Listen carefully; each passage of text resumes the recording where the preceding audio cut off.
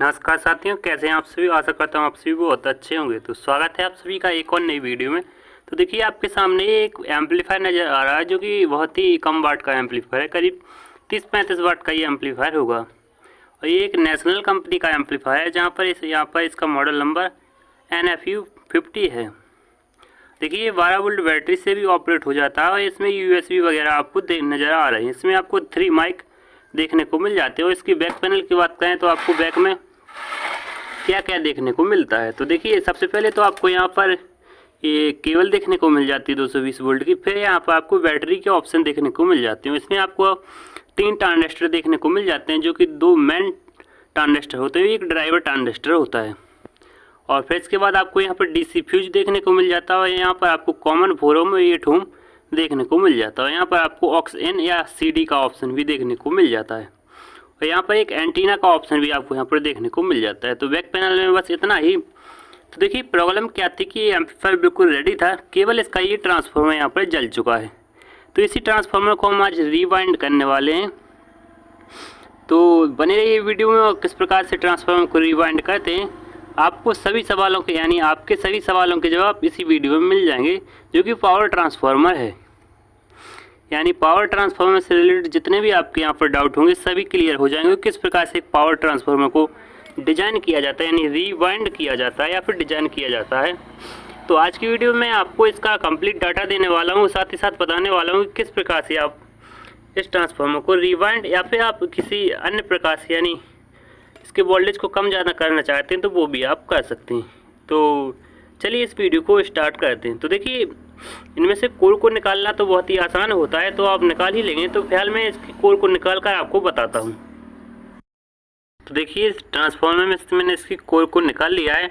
तो देखिए साथियों ये ट्रांसफार्मर कंपनी का ट्रांसफार्मर नहीं है, इसे किसी मैकेनिक ने रिवाइंड किया है या फिर कर पाया होगा, क्योंकि ये ट्रांसफार्मर को इसे चेंज किया गया है। जो कंपनी का ट्रांसफार्मर आता है उसमें A1 क्वालिटी की कोर यूज की जाती है, लेकिन इसमें बहुत ही लो क्वालिटी की कोर यूज की गई है, जिससे कारण ये जल चुका है, यानी इसकी जो हीटिंग।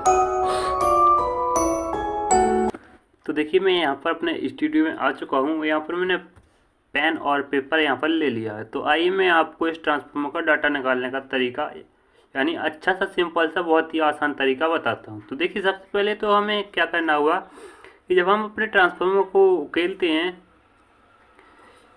तो हमें क्या करना होता है कि जो इसकी सेकेंडरी वाइंडिंग है इसके टन को हमें यहाँ पर काउंट करने होते हैं। तो देखिए ये 12-0-12 का ट्रांसफार्मर था, तो इसके लिए 0-12 के लिए इसमें 100 टन और 0-12 के लिए 100 टन, यानी कहने का तात्पर्य 12 वोल्ट के लिए इसमें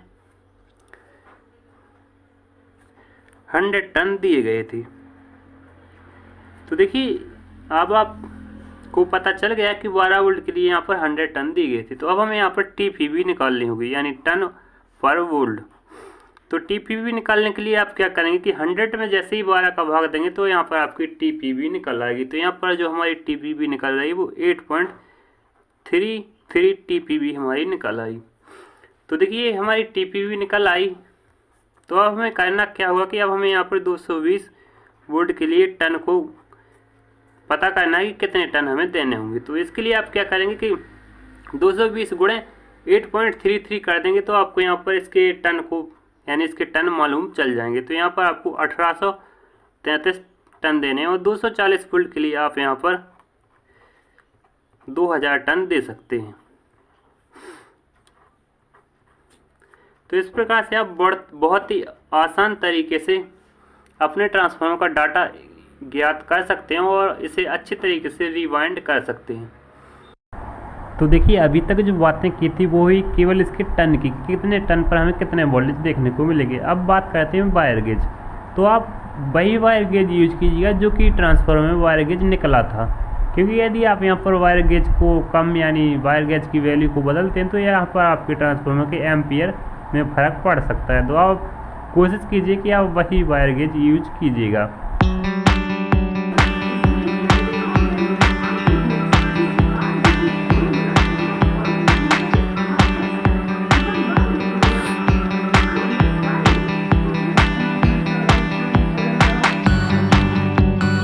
देखिए तो ये यहाँ पर ट्रांसफार्मर की मैं टेस्टिंग कर रहा हूँ। यहाँ पर मैंने कोर इसमें लगा लिए और यहाँ पर आप देख रहे हैं ये वायर हमारे यहाँ पर सीरीज लैंप से कनेक्ट हो। यहाँ पर सीरीज लैंप यहाँ पर देख रहे हैं।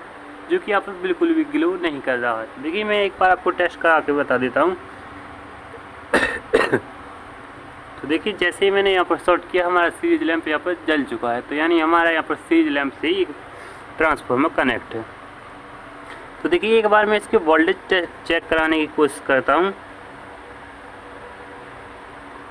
तो देखिए आपको इस मल्टीमीटर में करीब 27 वोल्ट यानी 24 वोल्ट देखने को मिलने चाहिए, लेकिन 27 वोल्ट आपको यहाँ पर देखने को मिल रही है, यानी सही है। थोड़े इतने ज़्यादा वोल्टेज तो इसमें चलते हैं, क्योंकि जब हमारा ब्रिज रेक्टिफायर यानी डायोड वगैरह लगते हैं तो कुछ वोल्टेज ड्रॉप हो जाते हैं, जिससे कि हमें प्रॉपर यहाँ पर 12 वोल्ट की सप्लाई देखने को मिल जाती है। तो देखिए इस प्रकार से ये ट्रांसफार्मर बिल्कुल ओके वाइंड किया गया है। यहाँ पर आप देख सकते हैं इसकी मैं एक, तो देखिए यहाँ पर आपको 13 वोल्ट नज़र आ रहे हैं, यानी ये ट्रांसफार्मर हमारा बिल्कुल पर्याप्त ओके गुड कंडीशन में आपको यहाँ पर नज़र आ रहा है।